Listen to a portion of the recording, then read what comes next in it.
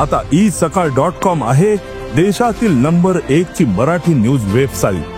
प्रत्येक अपडेटसाठी isakal.com ला नक्की भेट द्या। नमस्कार, मी धनंजय सानप, ॲग्रोवनच्या विशेष मुलाखतीमध्ये तुमचं स्वागत। आपण दूध दराबद्दल सातत्याने चर्चा ऐकतोय।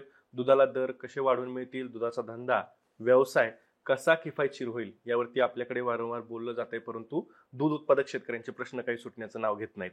आता याच पार्श्वभूमीवरती राज्याच्या पशुसंवर्धन मंत्री पंकजा मुंडे यांनी एक विधानसभेमध्ये घोषणा केली आणि ती घोषणा आहे पशुसंवर्धन विभागाला कृषी समकक्ष करण्याचा दर्जा देण्याची। आता कृषी समकक्ष या विभागाला केलं म्हणजे नेमकं काय होणार, शेतकऱ्यांना म्हणजे दूध उत्पादकांना त्याचा फायदा होणार का, त्यासोबतच केंद्राच्या पातळीवरती दूध उत्पादनाला उभारी देण्यासाठी नेमके काय प्रयत्न चालू आहेत, या सगळ्या विषयांवरती बोलण्यासाठी आज आपल्या सोबत आहेत गोकुळचे संचालक चेतन नरके सर। नमस्कार सर। आता जो काही पशुसंवर्धन मंत्र्यांनी निर्णय जाहीर केला आहे पशु विभागाला कृषी समकक्ष दर्जा देण्याचा, तर याचा नेमका फायदा काय होणार आहे आणि याचा उद्देश नेमका काय आहे? पहिल्यांदा सर मला वाटतं मी पंकजाताईंचं मी आभार मानतो, अजितदादांचे आभार मानतो की त्यांनी पशुसंवर्धन क्षेत्रात जे खूप दिवस पेंडिंग होतं असं मला वाटतं, कारण ओव्हरऑल भारताच्या GDP मध्ये जवळपास 5.5% कॉन्ट्रीब्युशन हे फक्त पशुसंवर्धनामधून येतं। तर मला वाटतं या माध्यमातून कृषी सेवा ज्या पद्धतीनं, मग ते लोनच्या बाबतीत असू दे, कमी इंटरेस्ट रेटमध्ये असू देत, सौर ऊर्जा पंप असू देत, इलेक्ट्रिसिटी असू दे, या वेगवेगळ्या माध्यमातून नेहमीच ॲग्रिकल्चरमध्ये असणाऱ्या पिकांना किंवा क्रॉप्सना नेहमीच एक प्रोटेक्शन दिलं जातं। काही काही वेळी इन्शुरन्सचा विषय असतो, फ्लेक्झिबल पेमेंट टर्म्स असतात, ॲग्री रिलीफ म्हणजे तुम्हाला एखादं तुमचा सातबारा कोरा करणं, हा जो आपल्याला मराठी भाषेमध्ये अगदी क्लिअरली बोलतो, हे सगळे आता इम्प्लिमेंटेशन्स आपल्याला पशुसंवर्धनाला देखील मिळायला सुरुवात होणार आहे। ऑफकोर्स कृषीमध्ये सुद्धा बऱ्याच अडचणी याच्यामध्ये आपल्याला दिसतात की जे ऑलरेडी पेपरवर आहे ते इम्प्लिमेंटेशनसाठी आपल्याला आता सध्या 100% इम्प्लिमेंटेशन नाही आहे। त्याचमध्ये पशुसंवर्धनाला देखील दर्जा दिल्यामुळे हे स्वागतार्ह आहे, पण त्याचबरोबर हे बजेट आहे ते थोडंफार कृषीचं पशुसंवर्धनाच्या जायला डायव्हर्ट होण्याला आता मला वाटतं शक्यता जास्त वाटते। मला वाटतं आता 86 कोटी रुपये त्याच्यासाठी त्यांनी अलॉट केलेले आहेत, 86,000 कोटी अलॉट केलेले आहेत। तर थोडक्यात सांगायचं तर यामध्ये पशुसंवर्धनासाठी हे मोठं मला वाटतं एक बदल, मला वाटतं पूर्ण भारतामध्ये महाराष्ट्र हा पहिलं राज्य असेल त्यांनी हा दर्जा दिला आणि मला वाटतं बाकीचे देखील राज्य याच्या मागे यायला सुरुवात होईल। या मिनिटाला जर बघितलं तर भारतामध्ये दुधाच्या प्रोडक्शनच्या कॉन्ट्रीब्युशनमध्ये 5वा क्रमांक हा महाराष्ट्राचा लागतो। बरोबर। सुरुवात आपली उत्तर प्रदेश म्हणजे जवळपास 16% कॉन्ट्रीब्युशन आहे, त्याच्यानंतर राजस्थान, त्यानंतर मध्य प्रदेश, गुजरात आणि त्यानंतर महाराष्ट्राचा नंबर येतो। पण ओव्हरऑल जर महाराष्ट्राचं बघितलं तर ही पश्चिम महाराष्ट्र हा जो भाग आहे त्याच्यामध्ये सुपीक जमिनी असेल, त्यामुळे तुमचा ओल्या चाऱ्याची उपलब्धता, पाण्याची अवलब्धता असल्यामुळं आपल्याला वर्षभर मिळतो। सुका चाऱ्याची आपल्याकडे सोय व्यवस्थित आहे, त्यामुळे ओव्हरऑल या धंद्यासाठी फ्लरिश होण्यासाठी लागणारी भौगोलिक परिस्थिती आपल्याला महाराष्ट्रामध्ये स्पेसिफिकली चांगल्या पद्धतीने, ऑफकोर्स विदर्भ आणि या भागामध्ये इथं तुम्हाला चॅलेंजेस आहेत, पण ओव्हरऑल मला वाटतं महाराष्ट्रासाठी ही स्वागतार्थ आहे। मला वाटतं बरीच लोक जी कोविडच्या माध्यमातून परत गावाकडे आली होती त्यांनी कृषीमध्ये प्रयत्न केले, ऑर्गॅनिक शेती केली, वेगवेगळ्या माध्यमातून शेडनेट असेल किंवा वेगवेगळ्या माध्यमातून फळांची केले, परंतु पशुसंवर्धनामध्ये हा नेहमी शेतीसाठी पूरक व्यवसाय म्हणून बघितला जायचा। पण आता ज्या माध्यमातून दुधाचे, गाईचे असू देत किंवा म्हैशीचे दराला एक चांगल्या पद्धतीचा दर सहकारी तत्वावर ज्या संस्था चालवतात ती देण्याचा प्रयत्न करत आहेत, त्यामुळे परत या धंद्याला उभारी येते। आणि त्याचबरोबर मध्ये तुम्ही बघितलं असेल ज्यावेळी काळ कठीण होता त्यावेळी गव्हर्नमेंटने सुद्धा 5 रुपयाची सबसिडी गाईच्या दुधाला पर लिटर मागे दिलेली होती। पण आता या व्यवसायामध्ये हा दर्जा, समकक्ष दर्जा तुम्ही म्हणल्याप्रमाणे दिल्यामध्ये, त्यामुळे त्यांना लोन्स असतील, त्यामुळे पटकन त्यांना फायनान्स रेडीली अवेलेबल होईल, ज्यामुळे 2 ते 3 जनावरं करणारा शेतकरी आता पटकन 20 जनावरांसाठी करू शकतो। नॅशनल डेअरी डेव्हलपमेंट बोर्डचे सुद्धा गोकुळ मिशन या योजनेखाली सुद्धा जवळपास तुम्हाला 4 कोटीचं तुम्हाला योजना, त्याच्यामध्ये 50% सबसिडी आहे। त्यामुळे सेंट्रल आणि स्टेट गव्हर्नमेंटमध्ये असणारा आता मला वाटतं जे ध्येयासाठी असणारा सपोर्ट हा दोन्ही लेवल दिसतोय, म्हणजे हा सुवर्ण काळच पशुसंवर्धनासाठी आहे असं आपल्याला म्हटलं तरी चालेल। त्याचबरोबर आपलं पॉप्युलेशनही वाढत निघालेलं आहे भारताचं. आपलं आता जगात 1 नंबर आहे आणि प्रत्येक वयोवृद्ध असू दे, लहान मुलगा असू दे, अडल्ट असू दे, प्रत्येकाला दुधाचे ही गरज आहेच. आपल्या हेल्थ चार्टमध्ये जवळपास 444 ml दूध प्रत्येकाला लागतं. त्याचबरोबर दूधजन्य पदार्थ म्हणजे पनीर असेल, चीज असेल, याचं सेवन, बासुंदी असेल, ही आपल्या जी संस्कृती आहे त्या माध्यमातून वेगवेगळ्या सणांच्या मध्ये होतच. त्याचबरोबर आपल्याला हेल्थसाठी सुद्धा जे लोक जिमला जातात, हेल्थ कॉन्शियस आहेत, ते पनीर खातात, कारण त्याच्यामध्ये 0 फॅट करून पनीर आपल्याला घेता येतं. त्या माध्यमातून प्रोटीनची रिक्वायरमेंट्स आपल्याला पूर्ण करता येते. त्यामुळे डिमांड आहे, त्याच्यासाठी लागणारा कस्टमर बेस आपल्याकडे तयार आहे. आता फक्त या समकक्ष दर्जामुळे त्यासाठी लागणारं फंडिंग अवेलेबल होणार आहे.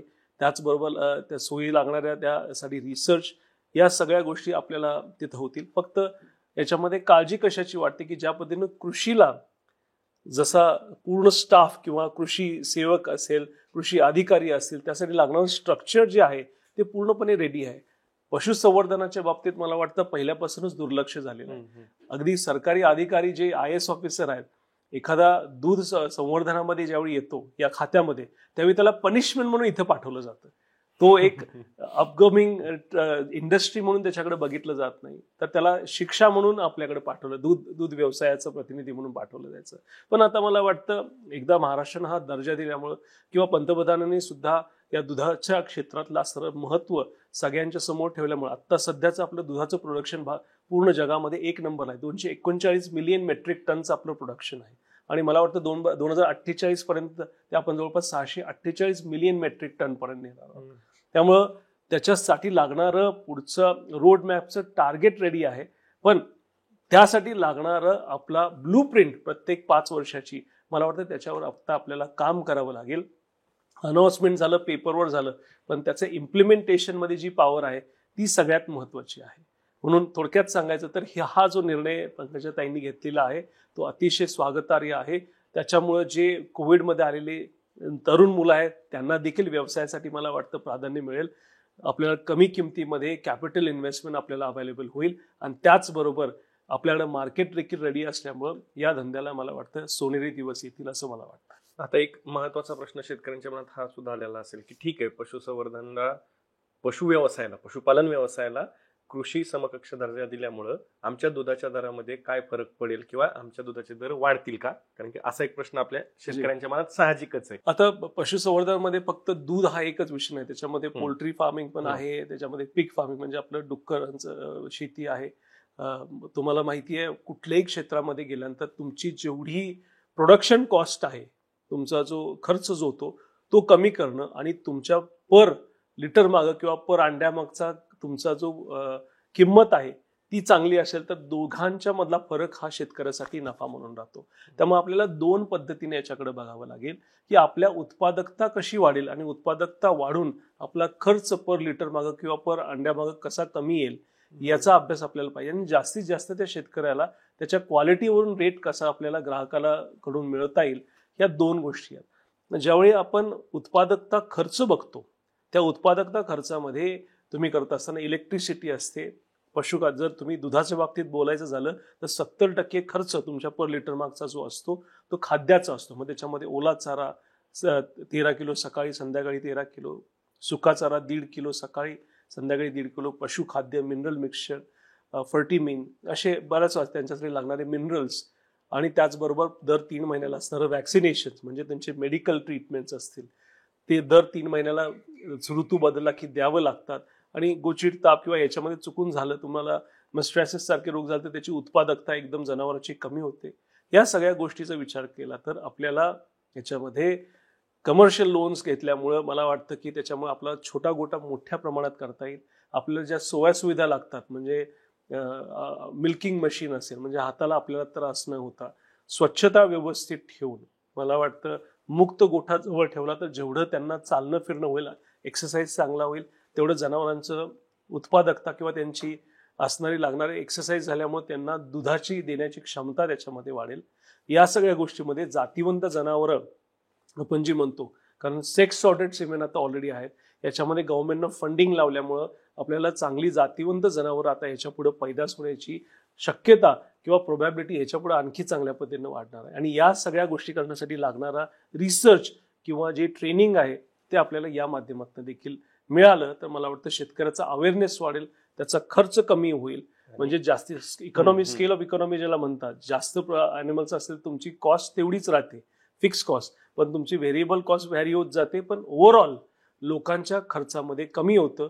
उत्पादकता तुमची जातीवंत जनावरं वाढली जाते आणि त्या दोघांच्यातला नफा हा शेतकऱ्याला मिळू शकतो असं मला वाटतं. तर आता दूध उत्पादकांनी सुद्धा त्यांचा जो काही दृष्टिकोन आहे दूध व्यवसायाकडे बघण्याचा, हो, तोही बदलला पाहिजे का? खरंच आहे. आता मी गोकुळ सारख्या, मी जिथं संचालक म्हणून किंवा दूध उत्पादकांचा एक प्रतिनिधी म्हणून काम करतो, दिल्लीमध्ये मी इंडियन डेअरी असोसिएशनच्या पूर्ण भारतातल्या दूध उत्पादकांचा एक सदस्य म्हणून किंवा एक त्यांचा प्रतिनिधी म्हणून दिल्लीमध्ये पॉलिसी मेकिंगसाठी काम करतो. तर यावेळी आपल्याला विचार करताना कळलं, आजपर्यंत जे गोकुळमधले जे शेतकरी होते ते 90 ते 95% मार्जिनल दूध उत्पादक, म्हणजे किती 1.5 ते 2 जनावर प्रत्येक माणसाच्या घरी होती. पण आता तुम्ही विचार करा की एका वेळी एक जनावर गाभण आहे आणि दुसरं जनावर दूध देते, तर त्या दुसऱ्या जनावरच्या दुधातनं दोन्ही जनावरांचं आपण पूर्ण खाणं पिणं बघतो, त्यामुळे हातात पैसे राहत नाहीत. तुमचे पैसे शेतकऱ्याला राहतात ते ज्यावेळी पाडी किंवा रेडी जन्माला येते त्या माध्यमातून तुम्हाला ते पैसे मिळतात. त्यामुळे एखाद्या वेळी पशुखाद्य वाढलं तर तुमच्या हातात पैसे काहीच उरत नाही. त्यामुळे आपल्याला एक पर्टिक्युलर स्केल आपल्या जनावरांचं आपल्या गोठ्यात असलं पाहिजे. त्यामुळे मग मी आधीच आपल्याला बोललो होतो की फार्मर्स प्रोड्युसर कंपनी आपण स्थापन करून एक 10 शेतकरी, जर तुमच्याकडे कॅपिटल नसेल तर आपल्याला एकत्र येऊन केलं तर मला वाटतं इकॉनॉमी ऑफ स्केल अचीव्ह करून आपल्याला चांगल्या पद्धतीची निगा आपल्याला राहू शकते. म्हणजे थोडक्यात आपला विचार करण्याची पद्धत, जिला माइंडसेट शेतकऱ्याचं म्हणतात, त्याला आपल्याला बदलावं लागेल. आपण जी पूरक म्हणून शेतीला जी व्यवसाय करतो तसं न करता आपण एक कमर्शियल पद्धतीनं, म्हणजे तुम्हाला त्या जनावरांची शरीर रचना कशी आहे, एका मिनिटामध्ये ते 50 वेळा रवंत करतं, 2 कड्यामधल्या अंतर 3 फूट 4 इंच पाहिजे, कारण जर जनावर बसायला जागा नसेल तर 10% तुमची प्रोडक्टिव्हिटी कमी होते, दुधामध्ये घट येते. उन्हाळ्यामध्ये असताना थोडंसं पावसाचं असे फवारे आपण स्प्रिंकलर ज्याला म्हणतो ते लावून टेम्परेचर कंट्रोल करता येईल. आणि साध्या गोष्टी म्हणजे बेसिक ज्या गोष्टी जनावरांच्या बाबतीतल्या, म्हणजे आपण म्हैशीला इंग्लिशमध्ये वॉटर बफेलो म्हणतो. थोडक्यात ते काय सांगते की ती म्हैस पाण्यात डुंबावी लागते, कारण टेम्परेचर कंट्रोल करणे ही ते जनावरांची कॅरेक्टरिस्टिक आहे. अच्छा, जर तुम्ही तिला पाण्यात सोडलंच नाही, ती पोहलीच नाही, तर तिच्याकडून तुम्ही काय अपेक्षित करणं हे साधी गोष्ट आहे. थोडक्यात आपल्याला सायंटिफिक पद्धतीनं, शास्त्रीय पद्धतीनं आणि व्यावसायिक पद्धतीने या दोन्हीचा संगम एकत्र ठेवून आणि त्याला आपल्या संस्कारांची, कारण हा व्यवसाय हा फक्त व्यवसाय नाही तर आपले हे संस्कार आहेत. कृष्ण बलराम पासून आपण बघतो की आपल्याला किती आपल्यावर संकट आली तरी भारत देशामध्ये कधी कमी गोष्ट पडली नाहीत, कारण आपल्याकडं पशु जे संपत्ती होती ती अमाप होती आणि आजही तीच परिस्थिती आहे. त्यामुळे आपले संस्कार, शास्त्रीय पद्धती, नवीन तंत्रज्ञान, AI सारखीची जोड, सेक्स सॉर्टेड सिमेंटच्या माध्यमातून जातीवंत जनावरं आणि तुमचा असणारा व्यावसायिक अप्रोच म्हणजे इकॉनॉमी ऑफ स्केल, याचा जर सगळ्यांनी एकत्र त्याच्यामध्ये केलं तर आपण 100% करू शकतो. चांगल्या पद्धतीने उत्पादकता वाढवू शकतो. आणि त्याच्यामध्ये तुम्ही जर बघितलं A2 मिल्क, A2 हा प्रकार नाहीच आहे. एक न्यूझीलंडमध्ये स्टडी केला गेला होता ज्या माध्यमातून स्टेरॉइड्स फ्री असेल, ज्या माध्यमातून स्टेरॉइड्स वगैरे दिल्यामुळं तुमच्या दुधाच्या माध्यमातून कर्करोग किंवा असे रोग लहान मुलांच्या मध्ये ओबिसिटी वगैरे होतात, असा तो एक स्टडी आहे. पण A2 हे पूर्णपणे ब्लंडर आहे. माझं वैयक्तिक अभ्यासातून, एक संचालक म्हणून सांगत नाही गोकुळचा, फक्त एक चेतन नरके यांनी वैयक्तिक अभ्यासक म्हणून जर दुधाच्या बाबतीत विचारलं तर A2 हा पूर्णपणे ब्लंडर आहे. ते फक्त मार्केटिंग टूल आहे जे लोकांना बरं वाटावं म्हणून, पण ऍक्च्युली त्याच्यामध्ये मला बेनिफिट्स पर्सनली सायंटिफिकरित्या कुठं दिसलेलं नाही आहे. तसं बघायला गेलं तर मग महाराष्ट्रामध्ये कुठलंही, स्पेशली कोल्हापूर जिल्ह्याचं जर बघितलं तर फक्त जे नॅचरल गोष्टी आहेत त्याच्यातच ते. आमच्या इथं स्टेरॉइड्स किंवा हे दुधा उत्पादक आम्ही काहीच या गोष्टी इथं होत नाहीत. त्यामुळे आमचं दूध हे A2च म्हणायला पाहिजे डिरेक्टली, कारण ते नॅचरल आहे. त्यामुळे असा कुठलाही भाग त्याच्यामध्ये नसतो. थोडक्यात आपल्याला फक्त स्वच्छ, निर्मळ आणि छान चवीचं दूध आणि वासाचं दूध जर आपण जर ग्राहकाला दिलं तर ग्राहक चांगल्या पद्धतीनं पैसे देतो. आपण जर कोकच्या बॉटलला जर 15-20 रुपये देत असतो लिटर मागं, तर मला वाटतं दुधामागाने आपल्या शेतकऱ्याचं जर कष्ट त्याच्यामध्ये बघितलं, म्हणजे माझ्या आया बहिणी सकाळी 5:30 वाजता उठून वैरणी डोक्यावर आणतात, त्यांना खायला घालतात, जनावरं धुतात, घरचं सगळं बघतात, शेण काढतात आणि त्यानंतर ते लिटरची पैदास होते. घरात कोरभर दूध ठेवायचं आणि बाकीचं डेअरीत द्यायचं. पण या दूध धंद्याला आपण 4 पैसे जास्त दिले तर मला वाटतं ग्राहकाला त्याच्यामध्ये कधीच त्यांना अवघड होणार नाही. फक्त त्यांना ते निर्भेळ दूध मिळावं एवढीच त्यांची असते. मग त्याच्यात कुठलंही अडल्ट्रेशन नसावं, आम्ही जे सेवन दूध करतो ते चांगल्या पद्धतीने मिळावं एवढीच अपेक्षा असते. पण त्या जो शेतकरी राबतो त्याला चांगला दर देणं ही आमच्यासारख्या दूध उत्पादक गोकुळ सारखे असेल कुठले आमचं ते कर्तव्यच आहे. कारण आम्ही ते बघतो त्या झिरोच्या बल्बमध्ये दिवसभर किती कष्ट करतात हे आम्हाला चांगल्या पद्धतीने माहिती आहे. आता तुम्ही निर्भय जे काय आहे दूध ते मिळायला हवं, मग ग्राहकांना सुद्धा पद्धतीचं बोललात. दूध भेसळीचा मुद्दा एक वारंवार चर्चेत येतो. आता आपण अलीकडे बघितलं तर विधिमंडळात सुद्धा आमदार गोपीचंद पडळकर आणि सदाभाऊ खोत या दोन आमदारांनी दूध भेसळीचा जो काही प्रकरण आहे ते पुढे आणण्याचा प्रयत्न केला. अधूनमधून दूध भेसळीवरती चर्चा होते, त्याच्यावरती काहीतरी मंत्री पातळीवरती निर्णय घेऊ असं सांगितलं जातं, परंतु दूध भेसळ काही कमी होत नाही असा दावा सुद्धा केला जातो. तर दूध भेसळीचं नेमकं प्रकरण काय आहे?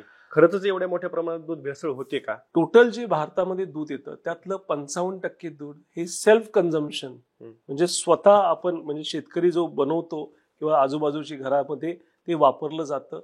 काय काय वेळी गवळी ते दूध घेतो आणि सुटं दूध देऊन रतीफच्या माध्यमातून लोकांच्या पर्यंत पोहोचवलं जातं. आणि दुसरा जो 45% भाग आहे तो सहकारी संस्था किंवा ज्या प्रायव्हेट संस्था आहेत त्याच्या माध्यमातून पॅकेज दूध किंवा व्हॅल्यू ऍडेड म्हणजे पनीर, बासुंदी या माध्यमातून लोकांच्या पर्यंत पोहोचतं. बरोबर आहे. बरोबर. 45% जो ब्रँडेड प्रोडक्टच्या माध्यमातून जे समोर येतं तिथं तुम्हाला पर्सन ज्यांनी बनवलेलं आहे ते त्याची जबाबदार लोक असतात. गोकुळच्या माध्यमातून अर्धा लिटर पिशवी तुमच्या घरात आली, ते नासलं दूध किंवा काही खराब झालं, कधी होत नाही पण चुकून झालं तर ती जबाबदारी गोकुळची असते. त्याला रिप्लेसमेंट गोकुळ देणं ही गोकुळची जबाबदारी असते. बरोबर. त्यातून कुठलेही चुकून काय वर खाली झालं दुधामध्ये तर त्याची जबाबदारी त्या कंपनीवर असते. त्यामुळे त्याच्यामध्ये भेसळ होणं हे मला वाटतं थोडं, कारण FSSAIच्या अंडर जे आम्हाला सेफ्टी आणि स्टँडर्ड दिले असतात ते आम्हाला फॉलो करावे लागतात. आणि याच्यावर मॉनिटरिंगसाठी FDA म्हणजे फूड अँड ड्रग ऍडमिनिस्ट्रेशन असतात. त्यामुळं मला वाटतं त्या 45% दुधामध्ये कुठं अडचण आहे असं मला वाटत नाही. त्यात एखादा कोणीतरी येऊन निश्चित म्हणजे काहीतरी मुद्दामून करणं, डुप्लिकेट दूध बनवणं ह्या गोष्टी होऊ शकतात आणि त्याच्यासाठीच पोलीस किंवा फूड अँड ड्रग ऍडमिनिस्ट्रेशन आहे. आपल्याला असं काय जाणवलं तर आपण लगेच पकडू शकतो. पण जे 55% दूध आहे त्याचा कुठेही ट्रेस आपल्याला बघता येत नाही किंवा काढता येत नाही. आता त्याच्यामध्ये सेल्फ कन्झम्पशन म्हणजे स्वतः कंझ्युम केल्यानंतर राहिलेले दुधाचं काय होतं त्याच्यामध्ये कुठंतरी अडल्ट्रेशन होण्याची शक्यता आहे का? मे बी असेल पॉसिबल, पण त्या एका छोट्या तो पर्सेंटेज खूप कमी आहे असं मला वाटतं. कारण त्याच्यासाठी ज्या गव्हर्नमेंटनं बॉडीज बनवलेल्या आहेत त्याच्यावर मला आज विश्वास आहे. गव्हर्नमेंट ते फॉलो करतं आणि नसेल तर मला वाटतं पडळकर साहेबांनी सांगितल्याप्रमाणे आपण अतिशय चांगल्या पद्धतीनं त्याच्यामध्ये अतिशय क्लिअर आणि मला वाटतं जागरूक राहणं हे महत्वाचं आहे. ही त्यांची सूचना मला मान्य आहे किंवा सदाभाऊंनी सांगितलंय. पण यामुळं सगळेच दूध खराब आहे हे म्हणणं मला वाटतं थोडंसं चुकीचं होईल असं मला सुचवावं लागेल. कारण याच्यामध्ये प्रायव्हेट सेक्टर असू दे किंवा कोऑपरेटिव्ह सेक्टर असेल, अमूल सारखे मोठे संघ असतील, खूप कष्टातून उभा केलेले आहेत आणि एका दिवसात अशी क्रेडिबिलिटी कोणाची तरी घालवणं मला वाटतं थोडंसं आपण विचार करण्यासारखी गोष्ट आहे. जर होत असेल तर त्याला 100% चपराक दिली पाहिजे, तिथे थांबवले पाहिजे. कारण कोणाच्या जीवाशी खेळणं हे अतिशय कायद्याच्या दृष्टीने पण आहे आणि माणुसकीच्या दृष्टीनेही चुकीचं आहे. त्यामुळे शेतकरी जे काम करतो त्याचा मोबदला चांगला मिळवण्यासाठी हे सगळं आहे. त्याचबरोबर ग्राहकाला सुद्धा एक चांगल्या क्वालिटीचं आणि स्वच्छ आणि निर्भेळ दूध मिळणं हे महत्वाचं आहे. त्यामुळं जर तुम्ही हेल्थ पिरॅमिडच्या याच्यामध्ये बघितलं तर प्रत्येक व्यक्तीला 444 मिलीलिटर दूध हे आवश्यक आहे. पण तुम्ही जर बघितलं एका घरात जर 5 लोक असतील तरी देखील आपल्या परिस्थितीप्रमाणे असेल किंवा आवडीप्रमाणे असेल आपण एक अर्धा लिटरचीच पिशवी घेतो असं ऑन ॲव्हरेज, आणि 5 लोक ते अर्धा लिटर म्हणजे जे 2.5 लिटर तिथं दूध लागतं तिथं फक्त मला वाटतं 500 ml दुधामध्ये 5 लोक जी घरामध्ये त्यांची होते. मला वाटतं कोल्हापूरमध्ये कुणीतरी स्टेटमेंट केलं, मला आठवत नाहीये की त्याच्यामध्ये आपण एक्झाम्पल दिलं होतं की एवढंच दूध होतं आणि बाकी 16 कोटी लिटर दुधाचं उत्पन्न होतं आणि 60 कोटीची रिक्वायरमेंट आहे. तर मला एवढं सांगायचं होतं की प्रत्येक लोक जी आहेत ती त्या प्रमाणे कन्झ्युम करत नाहीयेत आणि एवढ्या मोठ्या प्रमाणात जर भेसळ होत असेल तर फूड अँड ड्रग ऍडमिनिस्ट्रेशन त्यांचं काम करत नाही असं म्हणणं हे अतिशय मला वाटतं चुकीचं आहे. आणि याच्यामध्ये कुठलेही स्टेटमेंट करताना त्यांचे क्रेडेन्शियल्स पण महत्वाचे आहेत. आज आम्ही 10-15 वर्ष त्याच्यामध्ये अभ्यास केला, त्याच्यात काम केले, त्यावेळी आम्ही सुचवू शकतो की या गोष्टी होतात. पण मला वाटतं मी सगळ्यांनाच आवाहन करेन की हा शेतकऱ्याचा कष्टानं घाम गाळून केलेलं हे दुधाची उत्पत्ती आहे. कुठल्याही दुधाच्या बाबतीतलं स्टेटमेंट करताना किंवा काय करताना त्याचा पूर्ण अभ्यास करून, त्याचा होणारा इम्पॅक्ट विचार करून, आणि त्या शेतकऱ्याला चांगलं कसं मिळेल याचा विचार करून, ग्राहकाला चांगलं कसं विचार करून, याच्यावर आपण जास्त भर देऊन काम करणं महत्वाचं आहे, ना की एखादी गोष्ट बोलून त्याच्यामुळं मार्केटमध्ये हलवणं. मला वाटतं थोडंसं याच्यावर आपण विचार करणं अतिशय महत्वाचा आणि गांभीर्याचा विषय आहे. आपल्याकडे दुधाच्या संदर्भात जर का बघितलं आपण तर मोजके काही अपवाद सोडले तर आपल्याकडे अजूनही दुधावरती प्रक्रिया पाहिजे त्या प्रमाणात होत नाही आणि त्याच्यामुळे शेतकऱ्यांना जो काही दर आहे तोही किफायतशीर मिळत नाही. तर याच्या संदर्भात तुमचं काय निरीक्षण आहे किंवा तुमचं मत काय आहे? हे माझं वैयक्तिक मत सर मी सांगेन. मला वाटतं जो 2 त्याच्यामध्ये भाग आहेत, एक म्हणजे दुधासाठी असणारा रेट आणि दूधजन्य पदार्थांचं कॉन्ट्रीब्युशन एखाद्या संस्थेकडे म्हणजे एखाद्या कंपनीकडे किती असावं ज्या माध्यमातून ते दुधाचा दर शेतकऱ्याला चांगला देऊ शकते. तर पहिली महत्वाची गोष्ट आहे की जो लीन आणि फ्लश सीझन नेहमी असं, लीन सीझन मध्ये उन्हामुळे दूध कमी येतं, फ्लश सीझन मध्ये चाऱ्याची अवलंबता असल्यामुळे ते दूध वाढतं. पण आता जर बघितलं तर गाईच्या मध्ये मला वाटतं फक्त 8 ते 10% फक्त फरक आहे लीन आणि फ्लश सीझन मध्ये, आणि म्हैशीमध्ये 20 ते 30% हे मला मान्य आहे. पण ओव्हरऑल जर बघितलं जे आपण टोन मिल्क बनवतो या माध्यमातून बघितलं तर आपल्याला ज्या पद्धतीनं ते दुधाचं कॉम्बिनेशन असतं तसं बघितलं तर मला वाटतं कुठल्याही संघाला पूर्ण वर्षामध्ये दर वर खाली करण्याची गरज नाही, असं माझं वैयक्तिक मत आहे. ते शेतकऱ्याला पूर्ण स्थिर दर देण्याची जास्त शक्यता आहे. आणि त्यामध्ये जर पैसे कमी पडले ताळेबंदामध्ये तर मला वाटतं जे दुधापासून दुग्धजन्य पदार्थ जे व्हॅल्यू ॲडेड प्रोडक्ट ज्याला म्हणतो त्यात बघितलं तर साधारणपणे त्याच्यामध्ये 10 ते 30% मार्जिन साधारणपणे असतं. तर त्या मार्जिनमध्ये एखाद्या कंपनीचं समजा 60-40 म्हणजे 60% दूध हे पॅकेज मधून जातं, 40% हे दुग्धजन्य झालं, त्या 40% जर आपण चांगल्या पद्धतीनं मार्जिन्स मिळवतो तर ते मार्जिन्स आपण जर शेतकऱ्याला पर लिटर मागे दुधाला दिले किंवा त्याच्या दर फरकामध्ये गेले किंवा त्याच्यासाठी लागणाऱ्या गोकुळसारखी संस्थाही त्यांना स्वयंसेविकांच्या माध्यमातून, आरोग्याच्या माध्यमातून, सबसिडाईज औषधांच्या माध्यमातून, आर्टिफिशियल इन्सॅमिनेशन म्हणजे सेक्स ऑर्डर्ड सिमेंट सुद्धा सबसिडाईज देतो, त्यासाठी लागणारं कडबाकुट्टीसाठी लागणारे मशीन्स आम्ही देतो, मिल्किंग मशीन ह्यासाठी लागणाऱ्या सगळ्या सबसिडीज आम्ही त्या शेतकऱ्याला देतो. थोडक्यात आम्ही जर रुपये मिळवत असेल तर 83 ते 85 पैसे हे शेतकऱ्यापर्यंत कसे जातील याचा आपल्याला जास्तीत जास्त आपल्याला विचार केला पाहिजे. पण ज्यावेळी एखादी संस्था प्रायव्हेट असते त्याच्यामध्ये त्यांचा मॅक्सिमम आहे की क्वालिटी प्रोडक्ट द्यायचा, पण त्याचबरोबर माझे नफा देखील जास्तीत जास्त राहू दे, त्याच्यामध्ये कंट्रोल करू शकत. आणि मी सांगितल्याप्रमाणे जवळपास 60% त्या 85% मध्ये जे प्रोसेसिंग होऊन दूध येतं त्याच्यामध्ये 60 ते 65% हे प्रायव्हेट कंपनीज डिक्टेट करतात आणि 35% फक्त सहकारी तत्वावर आहे. त्यामुळे सरकारनं जरी सांगितलं की तो हा लॉ तुम्ही इम्प्लिमेंट करा आणि शेतकऱ्याला चांगला दर द्या, तर मला वाटतं प्रायव्हेट कंपन्यांना ते कंपल्शन करू शकत नाहीत.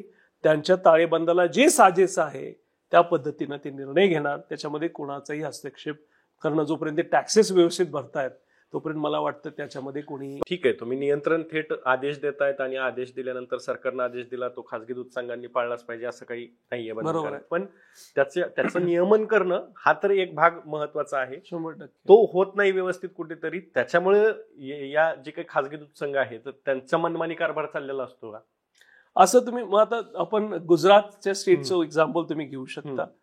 गुजरातमध्ये तर एकच ब्रँड आहे आणि त्याच्या खाली म्हणजे अमूल ही सर्वोच्च संस्था आहे, त्याच्या खाली सगळे त्याचे संघ आहेत. पण महाराष्ट्रामध्ये राजकारणाच्या माध्यमातून माझे वडील अरुण नरगे साहेबांनी स्पेसिफिकली या बाबतीत बोललो होते की मी नाव घेऊ इच्छित नाही, ते मोठे राजकारणी आहेत महाराष्ट्रातले, त्यांच्या एका निर्णयामुळे तालुका संघ आणि हे सगळे कार्यकर्त्यांना खुश करण्यासाठी दिले गेले आणि आज जवळपास 250 ते 300 ब्रँड्स महाराष्ट्रात आहेत. त्यामुळे एका छताखाली परत सगळे संघ आणणं आता महाराष्ट्राला शक्य नाही. आणि असं झाल्यामुळं आज सरकारने सुद्धा इन्फ्रास्ट्रक्चर डेव्हलपमेंटमध्ये, पशुसंवर्धनामध्ये कुठलेही फंड्स टाकले नाहीत. त्यामुळे तुम्ही आज बघितलं कोल्हापूर सारख्या जिल्ह्यामध्ये फक्त 2 एक्सरे मशीन्स आहेत 7 ते 10 लाख जनावरांच्या मध्ये, आणि ते किती फंक्शनेबल हे सगळ्यांनाच माहिती आहे. थोडक्यात आरोग्य सेवा केंद्र तुमची किती आहेत, तुमची जनावरं किती आहेत, त्यासाठी लागणारे एक्सरे मशीन किती आहेत, हे जर बघितलं तर तुमचे पशुसंवर्धनासाठी स्पेसिफिकली डेअरीमध्ये काहीच इन्व्हेस्टमेंट झाले नाहीत, कारण एवढे ब्रँड्स आहेत. त्यामुळे कुठेतरी मला वाटतं राजकीय निर्णय तो ट्रिकल डाऊन, आज त्याचा निगेटिव्ह इम्पॅक्ट आपल्याला बघायला मिळतो. पण गुजरात सारख्या स्टेटमध्ये एकच ब्रँड तिथं असल्यामुळं त्यांच्यामध्ये इन्फ्रास्ट्रक्चर डेव्हलपमेंट झालेलं आहे. जातीवंत जनावरांची पैदास असेल किंवा दूध उत्पादकता असेल किंवा त्यासाठी लागणारा अवेअरनेस आणि त्यासाठी लागणारं पूर्ण शिक्षण, सेमिनार्स, ट्रेनिंग्स हे वेळोवेळी तिथं होत आहे. आणि महाराष्ट्रामध्ये ती तूट ही नेहमीच राहणार आहे, ते आपल्या सगळ्यांना भोगावी लागेल. आता तुम्ही दूध व्यवसायाबद्दल सगळं बोलतायत, मांडणी करतायत, आणि त्याच्यामध्ये शेतकरी हा एक महत्वाचा घटक आहे, कारण तो उत्पादक आहे. त्यानं उत्पादित केलं नाही तर ह्या पुढच्या सगळ्या ज्या काही ही रचना आहे ती कॉलेप्स होऊ शकते. मूळ मुद्दा असा आहे की आता केंद्र सरकारच्या पातळीवरती नेमके काय प्रयत्न चाललेले आहेत. एकीकडे त्रिसूत्री दुधासाठी आखली जाते, दूध उत्पादनाला, व्यवसायाला त्या उभारी देण्यासाठी, त्याला ऊर्जित अवस्थेत आणण्यासाठी, किंवा असंही म्हटलं जातंय की धवल क्रांतीचा दुसरा टप्पा आता सुरू करायचा आहे. आणि त्यासाठी केंद्रीय सहकार मंत्री अमित शहा सुद्धा असं म्हणालेत की आता याच्यामध्ये काही नवीन गोष्टी इंट्रोड्यूस कराव्या लागतील. त्रिसूत्री नेमकी काय आहे?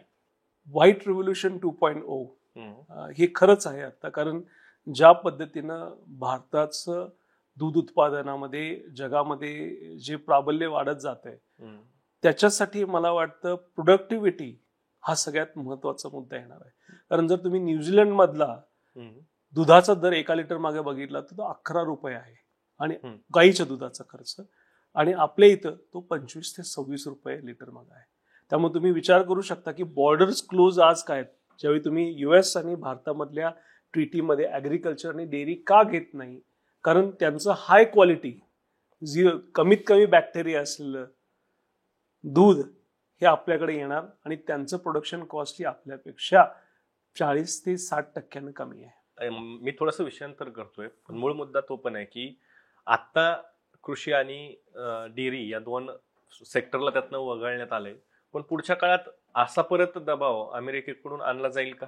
तुम्हाला काय वाटतं तुमचं? मला वाटतं हा दबाव हा नेहमीच राहील, कारण त्यांना त्यांचे प्रोडक्ट्स विकणं प्रत्येक सेगमेंटमध्ये, मग ते टेक्सटाईल असेल, डायमंड सेक्टर असेल, मॅन्युफॅक्चरिंग मध्ये असेल किंवा ऍग्रिकल्चर, त्यांच्यामध्ये इकॉनॉमी ऑफ स्केलवर, म्हणजे त्यांची शेती 200-200, 300 एकरचा एक प्लॉट असतो. त्याच्यामुळे इकॉनॉमी ऑफ स्केल असेल, त्याच्यामध्ये असणारं इफिशियन्सी, कारण ते ऑटोमायझेशनच्या पद्धतीने करतात आणि ते GMO बेस्ड तयार करतात, जे आपल्यासाठी चांगलं नाही आहे. त्याच्यामुळं हार्मोन्स बॅलन्सिंग, म्हणजे ज्याला म्हणतात की लवकर मुलं वयात येणं असेल, त्यांचं वजन वाढणं असेल, लवकरात लवकर डायबिटीस होणं, ह्या GMO सारखे आपण जर धान्य खाल्लं तर त्यामधून होतं. त्यामुळं आपल्याला आपले जे पुरातन इंडिजिनियस जे आपलं म्हणतात बियाणं आहे, जुनी बियाणं भाताची, गव्हाची, ते वापरणं अतिशय महत्वाचं आहे, कारण ती आपल्याला सुटेबल आहे, ते आपल्याला लाईफ लॉंग हेल्दी किंवा म्हणतात आरोग्यदायी ठेवेल अशा पद्धतीनं आहे. त्यामुळं हा लढा हा सुरूच राहणार. त्यांना हे पुश करायचा प्रयत्नच करणार, पण आपल्याला आपल्या लोकांचं आरोग्य हे महत्वाचं आहे. पण त्याचबरोबर मी नेहमी सांगत असतो, जसं गटशेती, कारण आपल्याकडं आता नेहमीच जसं दुसरी पिढी ते तिसरी, पहिल्याकडे 100 एकर असेल तर आता ती 50 झाली, 2 मुलांच्यात झाल्यावर ती आता 50-25 झाली, आता शेवटी 10 गुंठ्यावर आले. आता बांधावरचा आपण चारा न्यायचो आधी खायला, आता बांधच उरले नाहीत जनावरांना चारा न्यायला. ही परिस्थिती आज आहे. त्यामुळं आपल्याला गटशेती किंवा गट पशुसंवर्धन या माध्यमातून फार्मर्स प्रोड्युसर कंपनीच्या माध्यमातून आपल्याला करावं लागेल, कारण सहकाराचे जे काही योजना आहेत त्या फार्मर्स प्रोड्युसर कंपनीला ऍप्लिकेबल आहेत. एवढाच फायदा आहे की सहकारामध्ये असलं की त्याला राजकारणाचं वळण लागतं, आणि त्यामुळं व्यवसाय बाजूला राहतो आणि राजकारण जास्त होतं. पण फार्मर्स प्रोड्युसर कंपनीमध्ये फक्त व्यवसायावर लक्ष राहतं, कारण त्याच्यामध्ये कुठल्याही इलेक्शन्स नसतात. त्यामुळे तुम्ही आयुष्यभर त्याचे मालक राहाल. किंवा अशा गोष्टीमुळं जर बघितलं तर फार्मर्स प्रोड्युसर कंपनी आपल्याला करावी लागेल. गट शेती ज्या पद्धतीने करतो त्या पद्धतीने गट पशुसंवर्धन करण्यासाठी, आणि प्लस आता आपला समकक्ष दर्जा मिळाल्यामुळं जी कमर्शियल लेंडिंग कॉस्ट, म्हणजे जे आपल्यासाठी कर्ज घेण्यासाठी जो इंटरेस्ट आहे ते आता स्वस्त झालेला आहे.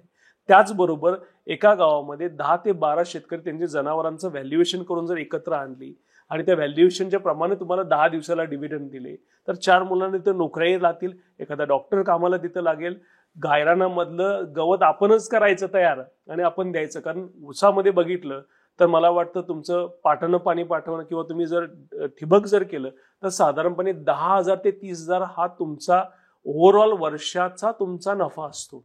जर तुम्ही गवताची शेती म्हणजे आपण सुपर नेपियर सर किंवा हत्ती गवत जर लावलं तर साधारणपणे 3 कापण्यामध्ये 100 ते 110 टनचं उत्पन्न होतं.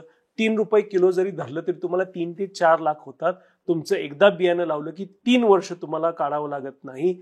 दर वर्षाचा खर्च मशागती फर्टिलायझर सकट 30,000 येतो. तुम्हाला कमीत कमी 2.5 ते 2.25 लाखाचा एकरी फायदा होणार. मग ऊस का लावायचा, हे का नाही लावायचं? आणि जर याला आपण दर्जा दिलेलाच आहे तर आता जनावरांची संख्या ही वाढत जाणार आहे, चांगला दर मिळणार आहे, कारण आपल्याकडे कंझ्युमर विकत घेणारा दूध आहे. तर मला वाटतं त्याबरोबरचे पूरक व्यवसाय जे आहेत म्हणजे आपलं सायलेज करायला का आपण व्यवसाय करू शकतो, कडबाकुटीचं मशीन घेऊन आपण 50 किलोच्या बॅगा घेऊन करू शकतो. त्यामुळे मला वाटतं याच्यामध्ये आपल्याला प्रामाणिकपणे विचार करावा की ज्या रिलेटेड इंडस्ट्री आहेत दुधाशी, मग पशुखाद्य पशुवैद्यकीय सेवासाठी डॉक्टर्स असतील, वेटरनरी कॉलेज आपल्याला तयार करायला पाहिजेत, पशु औषधं त्यासाठी लागणारे मोठ्या फॅक्टरीज आपण बनवू शकतो, मिल्किंग मशीन त्याच्यासाठी आपण सायलेज बनवण्यासाठी लागणाऱ्या बॅग्सच्या कंपनी आपण बनवू शकतो. या सगळ्या गोष्टी त्याच्यामध्ये येते. तर तुम्ही सर जो प्रश्न विचारला की सेंटर लेवलला म्हणजे अमित शहाजींनी जे 3 सूत्री दिलेली आहे ज्याच्यामध्ये 3 पिलर म्हणले तरी चालेल त्याच्यामध्ये. तर पहिल्या पिलरमध्ये त्यांनी स्पेसिफिकली ब्रीडिंग म्हणजे आपण स्वतः आपली जनावरं तयार, जातीवंत जनावरं आपण स्वतः तयार करणं, त्याच्यामध्ये त्यासाठी लागणारं फीड म्हणजे त्यासाठी लागणारं पशुखाद्य व्यवस्थित देणं, त्यासाठी लागणारे वॅक्सिनेशन्स, वेटरनेरियन सर्व्हिसेस, प्रिव्हेंटिव्ह मेडिकेशन म्हणजे जनावर आधी पडायच्या आधीच जर आपण व्यवस्थित त्याला हँडल केलं तंत्रज्ञानाच्या माध्यम म्हणजे थोडक्यात बोवाईन बेल्ट्स गळ्यामध्ये घातले तर त्याची मुवमेंट ट्रॅक करून, आता ते गायीसाठीच बघताय, मुवमेंट जर जास्त होत नसेल तर ते जनावर आजारी आहे हे त्याच्या मुवमेंटवरनं आपल्याला लगेच कळतं.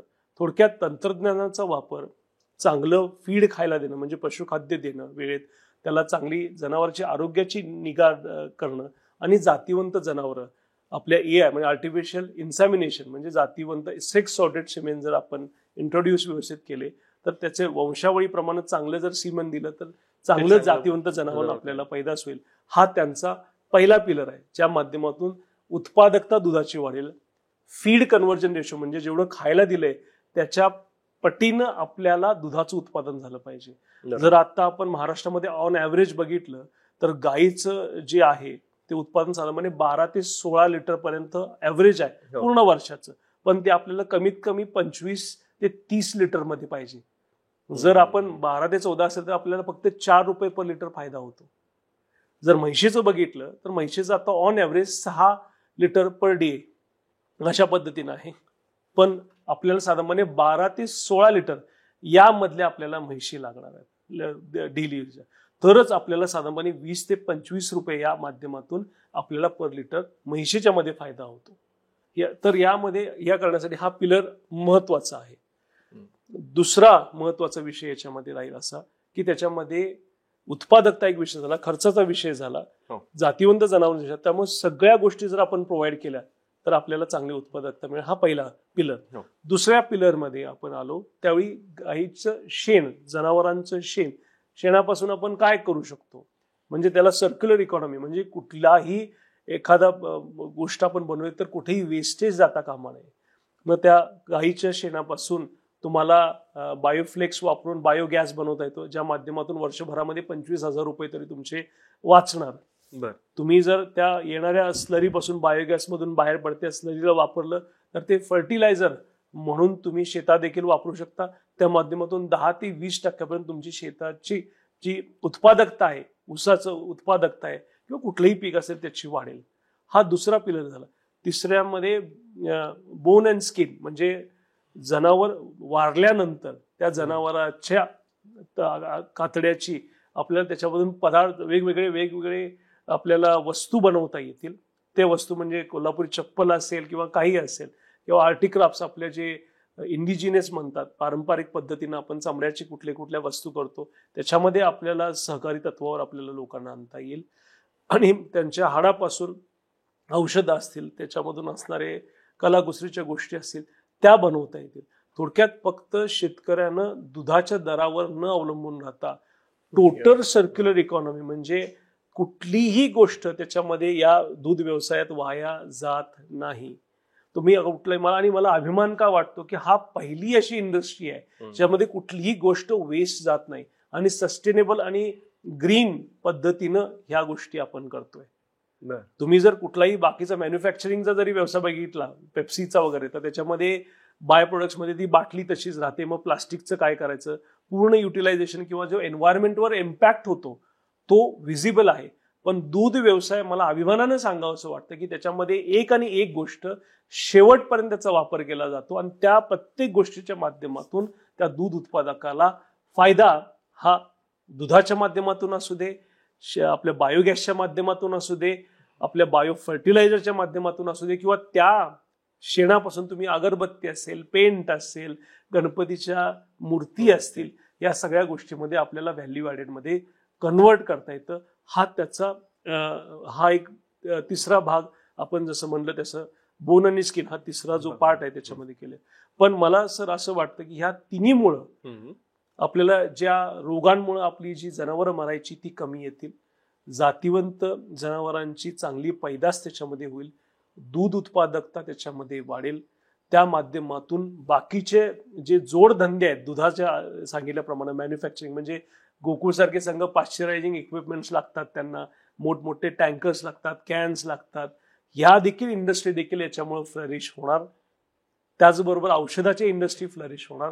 त्यामुळे ही पूर्ण इकोसिस्टीम जी 100% वेस्टेजचा वापर करतं, कुठलीही गोष्ट वाया न घालता, बाकीच्या ज्या जोड त्याच्याबरोबरचे असणारे व्यवसाय देखील याच्याबरोबर फ्लरिश होणार.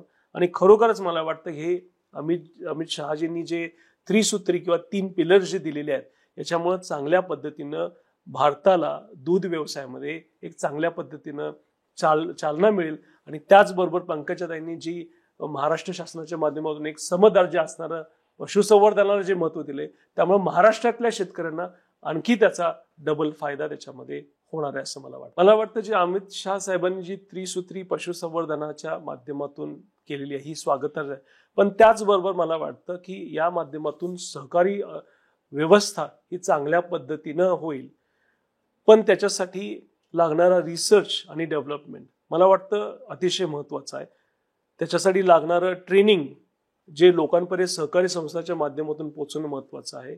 त्यासाठी लागणारं तंत्रज्ञान, मग त्याच्यामध्ये ब्लॉकचेन असेल, आर्टिफिशियल इंटेलिजन्स असेल, आणि त्यासाठी लागणारे तंत्रज्ञानाचे गॅजेट्स ज्याला आपण उपकरणं म्हणतो म्हणजे सेन्सर्स असतील, याच्या गोष्टी सुद्धा एक चौथा पिलर म्हणून इंट्रोड्यूस या त्रिसूत्रीमध्ये ही चतुसूत्री आणणं मला वाटतं महत्वाचं. कारण ही तीच सूत्री यशस्वी होण्यासाठी त्यासाठी लागणारं ट्रेनिंग, त्यासाठी लागणारं एक्सटेन्शन, त्यासाठी लागणारं रिसर्च डेव्हलपमेंट ही लोकांच्या पर्यंत पोहोचवणं सहकाराच्या माध्यमातून मला वाटतं शक्य आहे. ते जर फंड्स आपण सहकारी संस्थांना दिलं तर त्या माध्यमातून लोकांना चांगल्या पद्धतीनं तांत्रिक आणि त्याचबरोबर लागणारं पूर्ण नॉलेज हे लोकांपर्यंत पोहोचेल. आणि हे 3 पिलर चांगल्या प्रमाणे यशस्वी होण्यासाठी त्यासाठी लागणारा बेस या चौथ्या पिलरच्या माध्यमातून तयार होईल. तर याचा शेतकऱ्यांना नेमका कशा पद्धतीनं फायदा होऊ शकतो? म्हणजे आता ठीक आहे, आता या पद्धतीचे काहीतरी निर्णय झाले तर त्याचा व्यवसाय आधारित व्यवसाय निर्माण होईल, पण थेट ह्या निर्णयांमुळे शेतकऱ्यांना काही फायदा होऊ शकतो का? आणि दुसरा एक मुद्दा याच्यामध्ये कार्बन क्रेडिटचा एक मुद्दा आहे, तर तो नेमका काय आहे? तर तुम्ही उद्योगधंद्याच्या बाबतीत बघितलं तर शेतकऱ्याला जो पर लिटर मागे पैसे मिळतात हा फक्त एक भाग झाला. बरोबर. हे जे 3 त्रिसूत्री आपण ज्याला म्हणतो ह्या प्रत्येक भागातून शेतकऱ्याला उत्पन्न आहे. त्यामुळं तुम्ही फक्त पर लिटर मागचा मला मिळणारा नफा न बघता या सगळ्यातून मला किती नफा मिळतो हे बघणं महत्वाचं.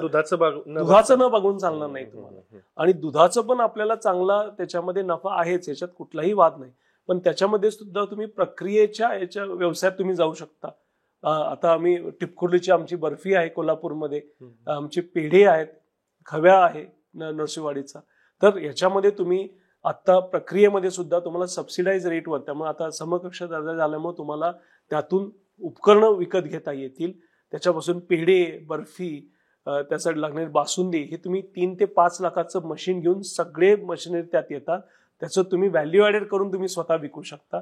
त्यामुळे ज्या दुधाला तुम्हाला 50 रुपये म्हशीच्या याला दर मिळतो, कारण म्हशीचं SNF फॅट असल्यामुळे मलाईची बर्फी करता येते.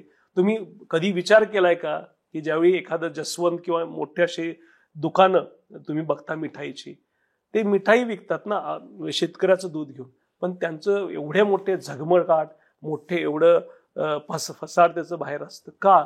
कारण जवळपास त्यांना 300% नफा म्हणतोय हा पर मीटर मागं होतो. ते 50 लिटरचं ते दूध घेतात, 50 रुपये लिटरचं म्हशीचं दूध घेतात आणि त्याच्यापासून कमीत कमी 300 रुपयाचं त्यांना प्रॉफिट त्यांना मिळतं. त्यामुळे ते अफोर्ड करू शकतात. त्यामुळे शेतकऱ्यानं स्वतः त्या प्रक्रियेच्या याच्यामध्ये गेलं, त्यासाठी लागणारं FDA रूल्स अँड रेग्युलेशन समजून घेतले, ती कला तुम्ही औषध केली, तर मला वाटतं शेतकऱ्याला चांगल्या पद्धतीनं नेहमीच पैसे मिळत राहतील.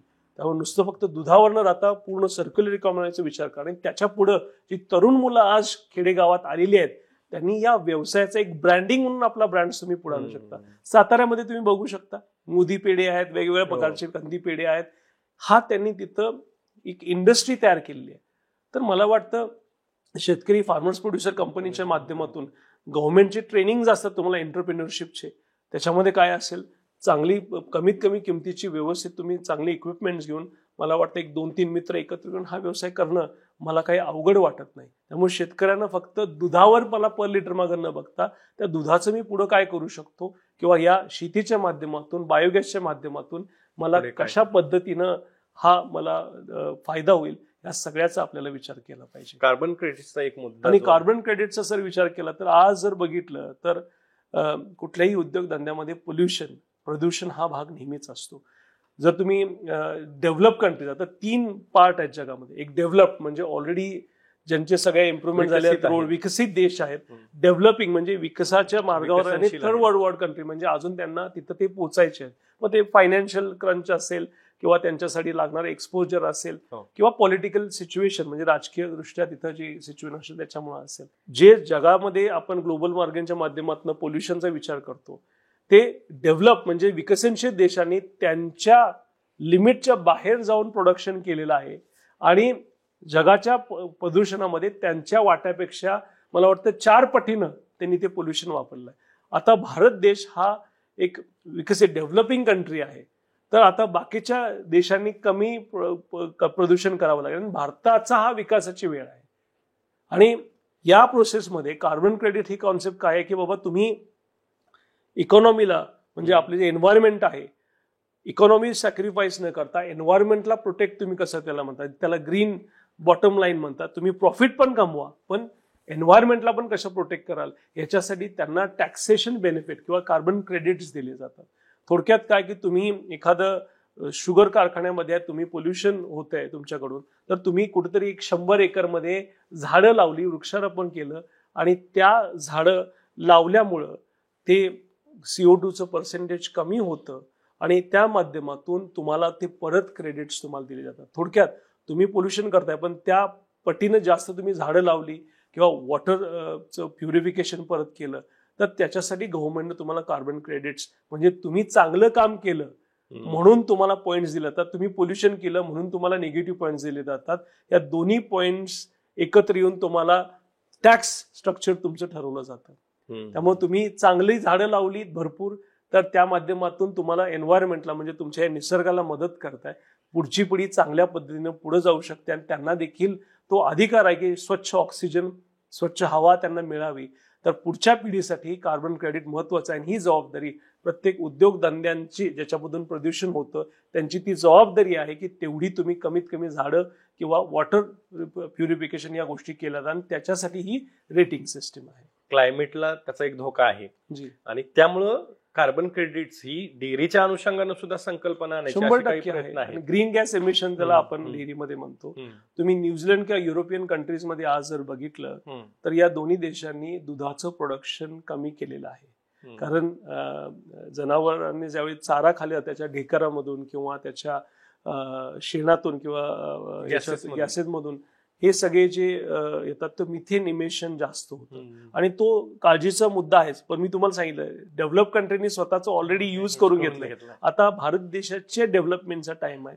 पण त्याचबरोबर आपण कार्बन क्रेडिटच्या माध्यमातून आपण पूर्णपणे बायोगॅस सुद्धा आपण वापरतोय. म्हणजे ते कार्बन क्रेडिट एका पद्धतीनं आहे, कारण तो मिथेन इमिशन जे आहे ते आपण कॅप्चर करतोय आणि त्याचं युटिलायझेशन करतोय. म्हणजे त्याच्यामध्ये आपण कर्ब केलेलं. आपण पशुखाद्यामध्ये देखील गॅसेसचं इमिशन कमी व्हावं त्या पद्धतीचे नैसर्गिक इन्ग्रेडियंट्स आपण वापरू शकतो का याचाही रिसर्च, म्हणजे मिथेन गॅसचं इमिशन किंवा बर्पिंग म्हणजे आपण त्याला ढेकर म्हणतो तो कमी होईल याचंही आता संशोधन सुरू आहे. थोडक्यात आपण डेअरी इंडस्ट्रीमध्ये बायोफ्लेक्स किंवा बायोगॅसच्या माध्यमातून फर्टिलायझरच्या माध्यमातून जेवढं आपल्याला मिथेन इमिशन कमी करता येईल ते आपण आज करतच आहोत. फक्त कसं होतं बाहेरच्या देशात जर बघितलं ज्यावेळी ते शेण वगैरे येतं कमर्शियल गोट्यात, म्हणजे मोठे जे व्यावसायिक गोटे न्यूझीलंडमध्ये वगैरे आहेत, आपल्या इथं डायरेक्ट शेण टाकत नाहीत. ते मोठं असं शेण नाही टाकत, तर ते बायो गॅस मधून जे बाहेर स्लरी येते ते शेण आपण तिथं टाकतो. त्यामुळे बाहेरच्या देशामधली जी जमीन आहे ती निकृष्ट का झाली, कारण हे सगळं शेण टाकल्यामुळं त्या जमिनीला सगळे पोर्स म्हणजे जे भोकं होती ती पूर्णपणे मुजली गेली आणि जमिनीला श्वासोश्वास करायला खालची राहिलीच नाही. त्यामुळे खालची इकोसिस्टीम पूर्णपणे मरून गेली आणि त्यांच्यामुळे तिकडच्या बाहेरच्या देशातल्या जमिनी निकृष्ट झाल्या. पण आपल्या इथं पूर्ण त्याच्यावर प्रक्रिया करून आपण ते शेणखत आपल्या शेतात घालतो. त्यामुळे मला वाटतं की आपण पारंपरिक पद्धतीनं आपण करतोय, पण त्याला आपण तंत्रज्ञानाची जोड आणि सायन्सची जोड दिल्यामुळं आज देखील आपला धंदा हा चांगल्या पद्धतीने सुरू आहे. आपल्याला गोकुळचे संचालक चेतन नरके यांनी सगळ्या पद्धतीचं दुधाच्या अनुषंगाने त्यासोबतच दूध व्यवसायाला आणि पशुसंवर्धनाला चांगले दिवस येण्यासाठी काय करावं लागेल, सध्या काय पद्धतीचे निर्णय हे राज्य आणि केंद्र सरकारच्या पातळीवरती घेतले जात आहेत, पुढे याच्या अनुषंगाने काय पॉलिसीज ह्या आखल्या पाहिजेत या सगळ्यावरती आपल्यासोबत चर्चा केली. चांगल्या पद्धतीने सर तुम्ही शेतकऱ्यांना गायडन्स केलं. तुम्ही वेळ दिलात त्याबद्दल खूप खूप धन्यवाद. नमस्कार. तुम्हाला या मुलाखतीबद्दल काय वाटतंय? तुमचे जे काही प्रश्न असतील कमेंट बॉक्समध्ये नक्की कमेंट करून विचारा. काही शंका असतील तर त्याही विचारा. आणि अशाच नवनवीन विषयांवरचे संवाद, गप्पा ऐकायला, चर्चा ऐकण्यासाठी ॲग्रोवनच्या यूट्यूब चॅनलला सबस्क्राईब आणि फेसबुक पेजला लाईक आणि शेअर करायला विसरू नका.